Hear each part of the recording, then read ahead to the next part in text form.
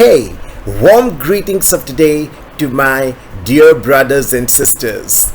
I hope you all are doing pretty well in your respective lives.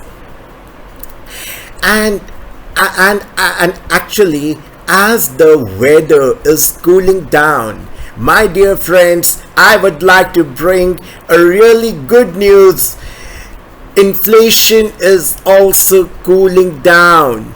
The overall prospects of rising inflation are turning negative. It's the wonderful news for all of us that the external weather is also changing from actually scorching heat to the pleasant weather. Similarly, the inflation, the overall heat of rising prices, food inflation, rising oil prices, rising energy sector prices are basically coming to a stable rate. So, here it goes. The central bank is within the sight of its terminal policy rate, and the overall pace of the monetary tightening is expected to slow down, particularly with indications that the US Federal Reserve may not keep up its aggressive rate hikes for much longer. The Reserve Bank of India is on the course to deliver on inflation without sacrificing inordinate growth. Its principal focus, that is core inflation, is easing gradually. It's a wonderful news, though, and is still ahead of the central bank policy rate. That should actually change by the time the Reserve Bank of India reaches its terminal rate over the next 2 quarters. The second order effects on the exchange rate and the forex reserves are basically expected to abate as the central banks achieve the steady interest growth rate differentials. This is really marvelous and extremely positive news for all of us. So, slowly, steadily, inflation is easing, cooling. The cooling food prices brought the retail inflation down to 6.77% in October from 7.41%. This is as per the statistics of the prior month.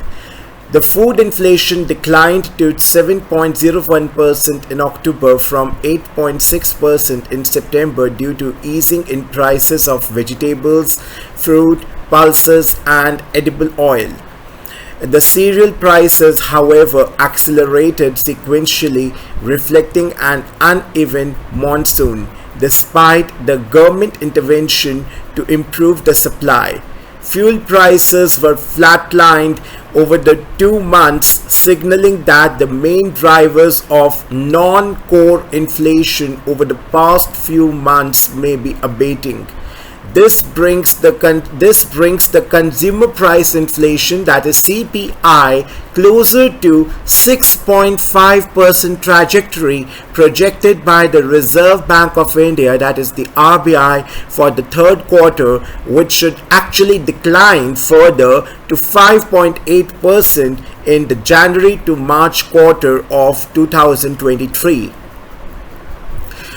So the coming Monday's data release will provide the central bank some measure of assurance after it explains to the lawmakers why inflation was in breach of the mandated 2 to 6% inflation band for 3 consecutive quarters. It will also provide further guidance to the markets on the pace of interest rate adjustments likely to be undertaken by the Monetary Policy Committee, that is the MPC of the Reserve Bank of India, and the terminal rate.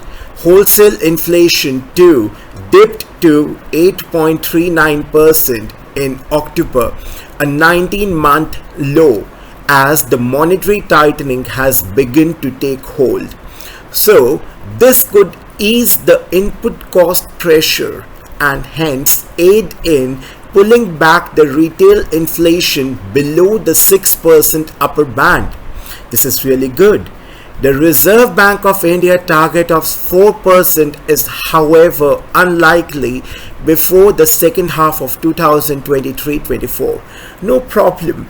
In this existing global turmoil or the global chaos of economic instability, if we are able to achieve if we are able to achieve certain success of bringing our economy back to a stable rate slowly and steadily, this is in fact a huge victory for us, we being a developing country.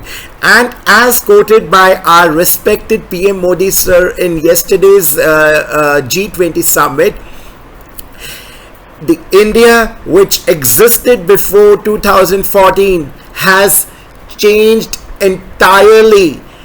There is entirely a new face of our country after 2014. So after 2014, tremendous changes have started taking place in India. So this is basically getting reflected in our economic figures of statistics, that is core inflation is gradually easing despite of the global turmoil which is existing, and considering the fact we are a developing economy, we can no longer take we can no longer take the for granted advantage of the developing country, because now we are being counted as one of the advanced economies across the globe. So it's as it is mentioned that the RBI target of 4% is, however, unlikely before the second half of 2023-24. So slowly and steadily we will attain the exact normalcy, and by God's grace, the global headwinds may also attain normalcy. Though honestly speaking, it's little difficult to quote this as of now, but we can pray for the global peace to return to its normalcy as soon as possible.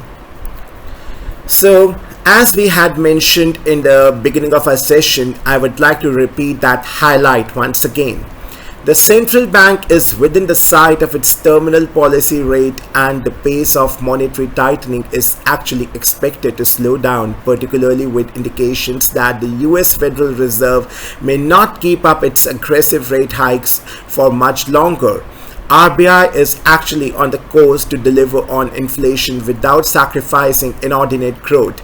The principal focus of this particular measure of the Reserve Bank of India would be core inflation, which is actually easing gradually though, and is still ahead of the central bank policy rate. So this should change by the time the Reserve Bank of India reaches its terminal rate over the next 2 quarters. Second order effects on the exchange rate and the forex reserves are expected to abate as the central banks achieve the steady interest rate differentials. So, my dear friends, this is the basic news highlight for today, wherein we have studied that the core inflation of India is gradually and steadily increasing, is gradually and steadily attaining normalcy in its overall lowering. So it's really a good news for us, and we should support our government measures, and we should be actually